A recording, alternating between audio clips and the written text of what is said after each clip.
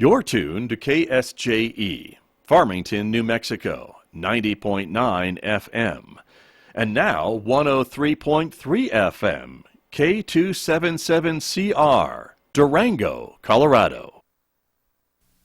In a medical emergency, stroke, heart attack, trauma, every minute matters. The decisions made in those first moments can change everything. San Juan Regional Medical Center offers advanced, comprehensive, definitive care. Available 24 hours a day for everyone in our community. When minutes matter, San Juan Regional Medical Center is here. Find out more at sanjuanregional.com. KSJE is supported by Riverfest, New Mexico, flowing through time, May 22nd, 23rd, and 24th. Riverfest needs volunteers. You must be 16 years of age or older. Go online to sign up for one or more 2-hour shifts. Riverfest, New Mexico, flowing through time, May 22nd, 23rd, and 24th, along the Animas River in Farmington. Find out more online at riverfestnewmexico.com.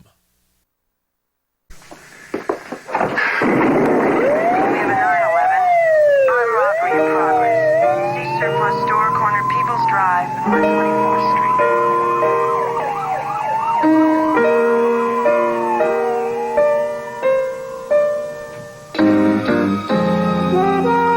Good afternoon. Welcome to the Cop Shop with FPD. I'm your host, Chief Steve Hebbe. With me, as always, the able and elegant Shanice Gonzalez. Oh, thank you, Chief.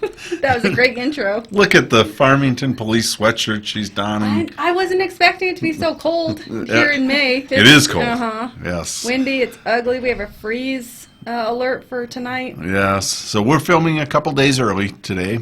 I'm out of town Friday for a Chiefs meeting, and so we're coming to you live from the mighty KSJE on Wednesday, and it did cool off, and it's windy and it's nasty. And you're right, I think there's a freeze warning tonight for tomorrow morning. Yeah, so. I just planted a bunch of cactuses, and now I'm gonna have to cover them, bring some in. I'm like, dang it. Yes. They were saying that we were gonna have a late spring, and I didn't listen. Well, and this is the second time because we had actually planted a little bit a few weeks back and then got hit, and some of them lived and some of them didn't. So, it's always a 50-50. So, yeah, this is not the balmy weather that we're supposed to get, I guess, this weekend.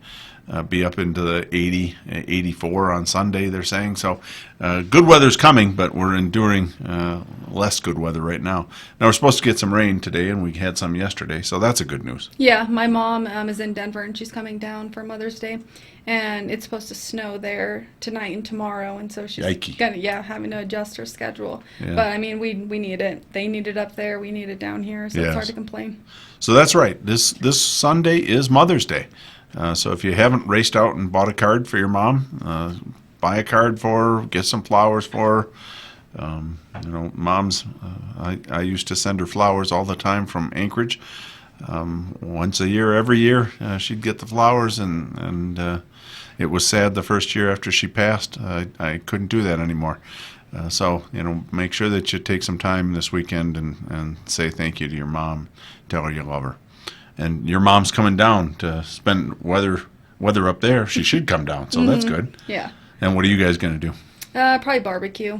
Good. She's got to kind of make all of her rounds. We all kind of live separate.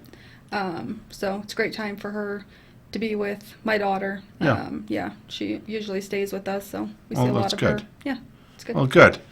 Well, we've had a busy couple of weeks, but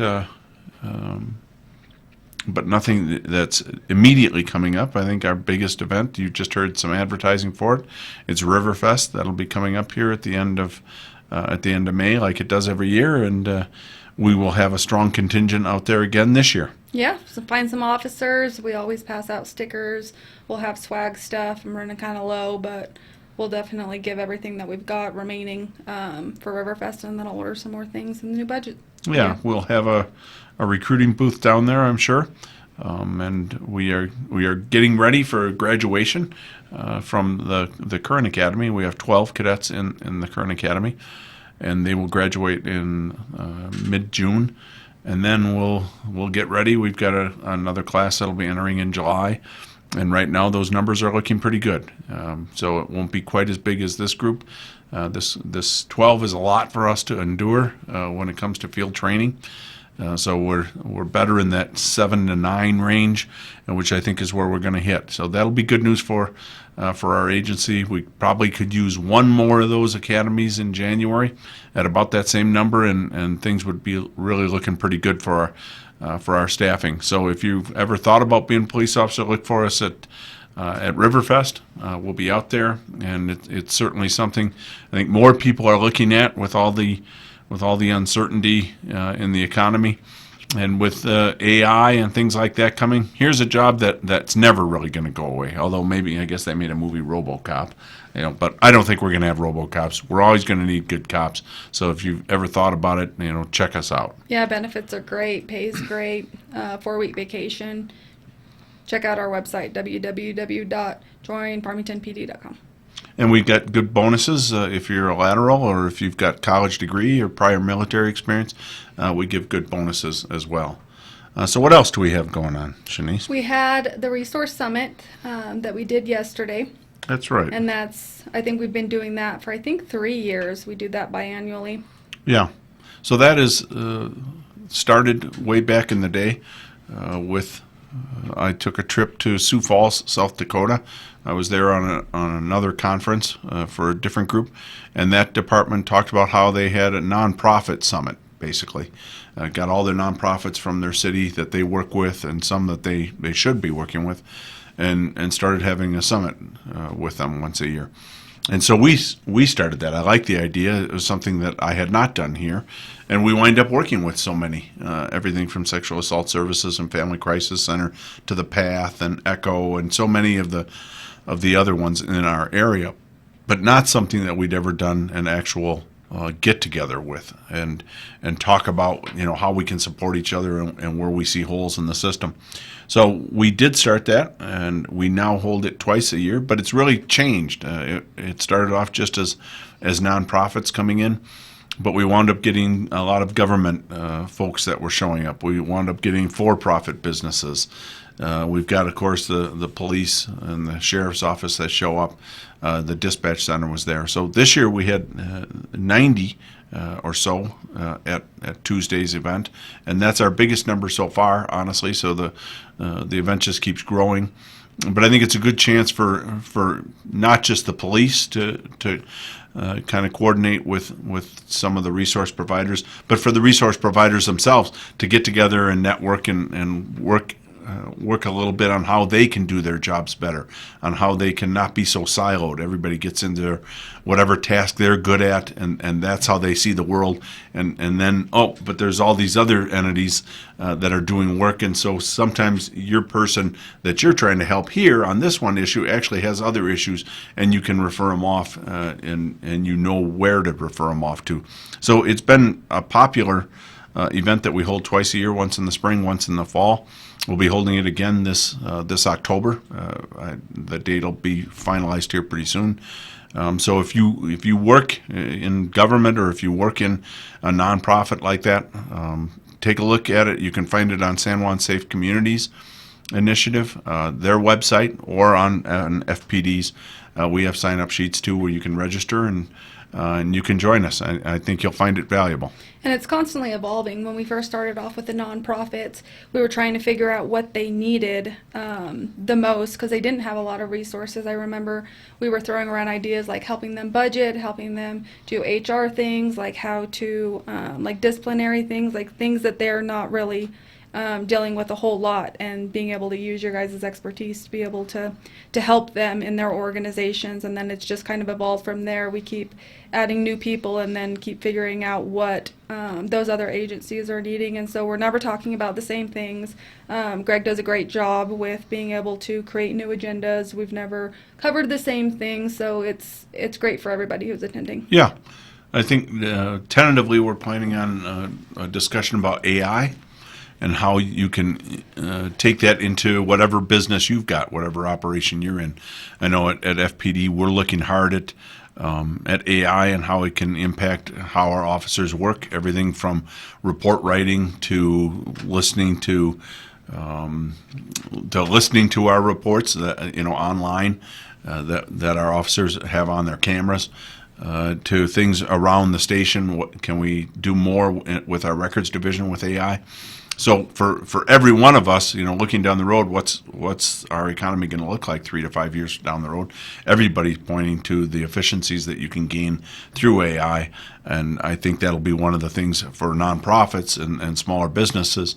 How can you incorporate that into your business model, and how can you have it also be trustworthy and something that you can rely on? So that's one of the topics we're looking at for October, and that's a good one because it's one everybody's using, especially, I don't know if you're a big chat GPTer, but I do not. At my age, I do not chat GPT much. But I know my staff does, and I know that it's much more common. And even I have started to use it a little bit, ask it a couple of questions. I asked it questions about the NFL playoffs last year. It completely failed, irritated the tar out of me, and I didn't use it for quite a while after that. It was like talking to Shanice, honestly. Like, Shanice, who's going to be in the playoffs? AI had no more idea than Shanice. I could use AI, though, to figure out how football is played, and then I can come on here and be an expert. That could help me. At least a novice. At least noddingly familiar with the sport would be. There's our goal for next year. We're really setting the bar. I'll put in the hours, Chief. I'll be an expert. You will not. I'll know everything about the Packers, for sure. If not everyone else, I can definitely highlight the Packers. So this is the struggle of being a chief, because we have policies against lying, and she sits right here and does it to my face. No, I accept the challenge. I can do You it. accept the challenge. You can do it. We need to focus more on your chess playing. That's what we need to focus on. You And know AI what? can probably Yeah, help. it does help. Yeah. I really needed to learn your little castle. Castling. Yeah, and Yeah. I'm a visual learner, so I needed it to really explain it to me visually so that I can understand. Yeah. It does help. So Shanice went with me a couple of months back when I went to PV and played with the chess team up there. And Shanice and her daughter play chess a fair amount, and so she was going along, obviously, to take pictures and kind of do all the PR stuff. But she knows chess, and so she was watching it. And actually, I had a pretty good game with you did. with the kid. Mm-hmm. He was a good player. So it isn't a formal team up there, but it was still fun. It's something that I don't get to do too often. So yes, you can use AI to improve chess. I got to do something to improve my chess. I'm struggling right now. Maybe practicing with the teacher up there. Yeah, I probably need to. Yes. Playing somebody like at a better level, not better than you, but just like Yeah. Oh, I think a he higher is. level. I think he is. That's the best way to practice and learn. Yes. No. That's how I learned castling, because I was watching somebody who knew more. Yeah. Yeah. That's right. So.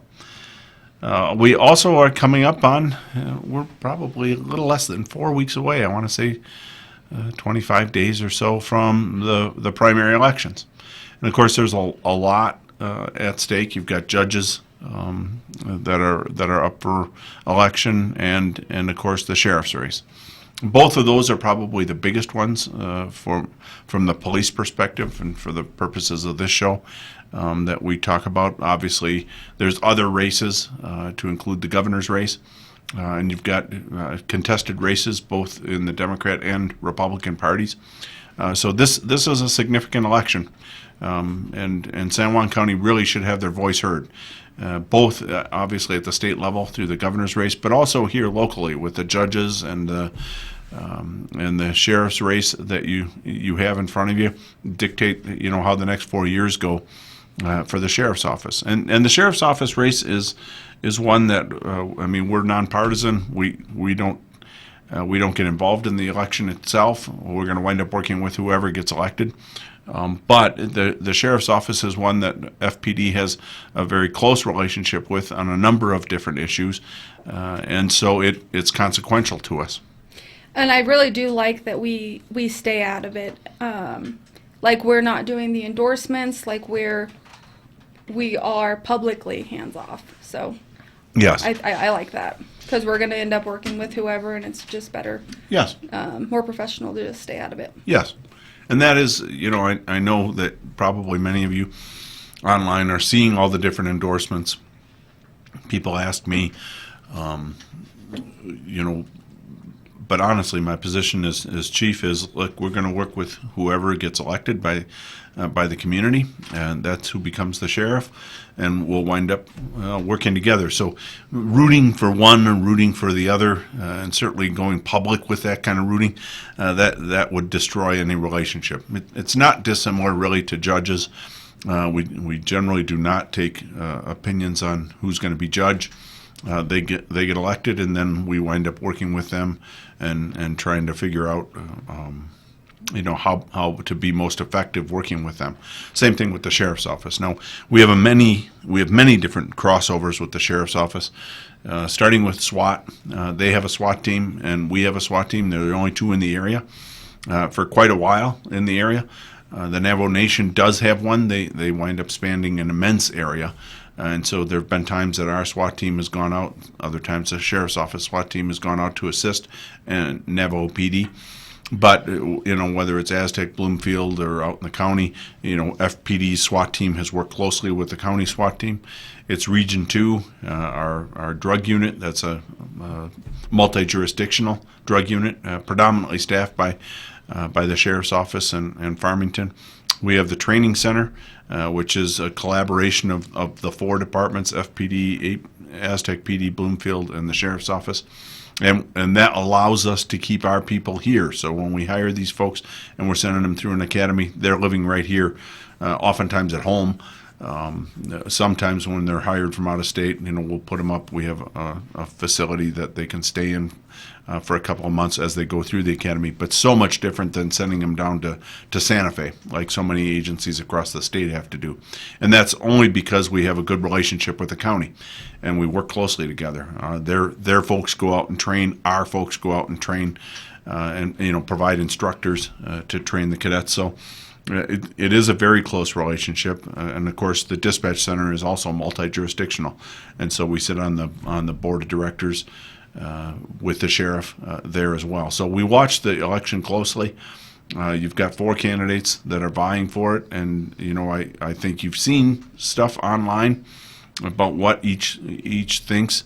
I think KSJE, Scott had them all here to kind of talk. I really would urge you to take some time, like Shanice is going to take time and learn about the Packers. Take some time and see who you would want, who you think is going to be the most effective sheriff for San Juan County, which includes Farmington. It's not just folks out in the county that are voting. It's also residents here in Farmington. We're part of the county, so this is a decision that affects us for the next 4 years. Maybe the statewide runs, who's going to be governor, those are tough. You don't have as much say, of course, because it's statewide. But this is a local race. The same really holds true for some of the judges that we have that are running as well. Those races matter here locally. They absolutely impact the criminal justice system in San Juan County. They affect the police departments. They affect citizens who are accused of crimes. Those are not small things. So when I talk to citizens and they want to know what they can do when this issue or that issue comes up, generally by the time this or that issue comes up, it's already too late. It is what it is. But right now it isn't. Right now you have a chance to do some research, talk with friends, talk with people. If you know people on the police departments, talk with them, get their opinion on how they see things and why they see those things that way. And make an informed decision. This one absolutely impacts you over the next 4 years. So we have that race, and I just had a thought, and it died. But before we end on that, there are still a ton of open forums where the candidates are still meeting with people in the community. With them doing that, I'm just wondering, have they ever offered to meet with FPD to be able to kind of do that same thing, like just that open forum? You guys be able to talk through their vision for the sheriff's office, their vision with collaborating. That's a good one. No, not with our rank and file. Mm-hmm. I have had conversations. I know all of the candidates fairly well, and work with. Well, two of them I work directly with right now, and in the warden, Danny Webb, and then Captain Burns did work with Ken when Ken was here last time, and John, I knew John when he was a detective with the sheriff's office. So from that perspective, I know them, but no, I've not even had the formal sit down with them. You know, I think in some ways I have a sense of what their thoughts are on those relations, but that's a good one. No, they have not. Yeah, just like with all of command, for them to be able to Yeah. ask questions, yeah. Yeah. Now that is something that just today we did as well, and so I think that's probably what sparks it in Shanice's head. We have monthly supervisor meetings. That's sergeants and all our civilian leaders. Sergeants, lieutenants, captains, DCs, chiefs, all get together once a month. It's actually fairly impressive, something that we just, I've talked about it on the show through the years, something we could not do in Anchorage, was a much bigger department, could not stop the whole agency as easily.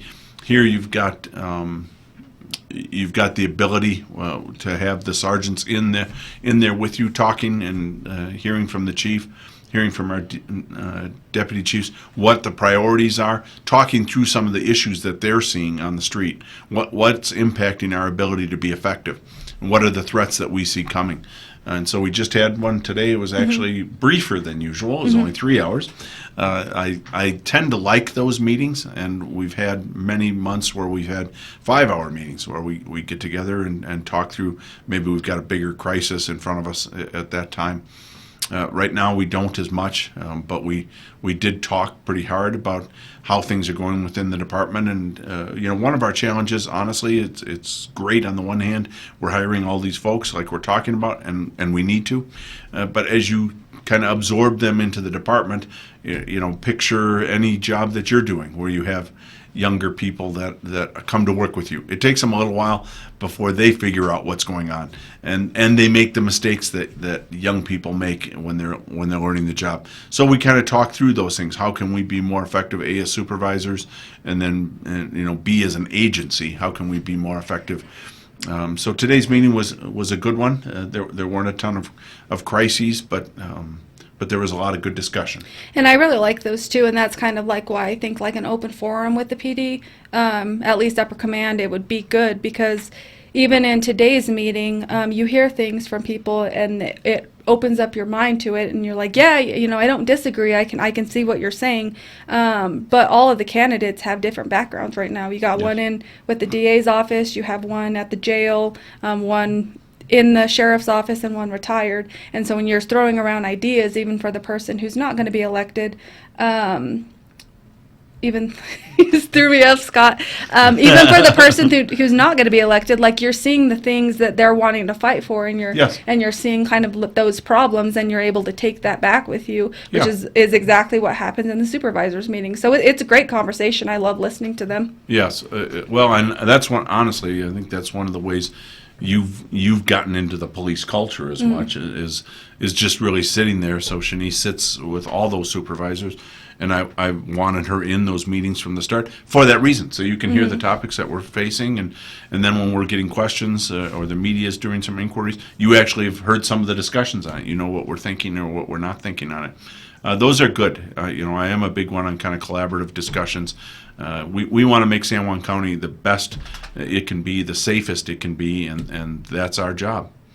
So for now, we're going to leave you on a cold day. I'm hoping by the time you're watching this on Friday, it's a little warmer, and we're getting ready for a good weekend. Remember Mother's Day. Remember to take time to call your mom. Shanice, good luck with Mother's Day. Your mom's coming down, Thank so you. You'll have a good one. And for all of you, hang in there, and we'll see you next time here on the Cop Shop with FPD.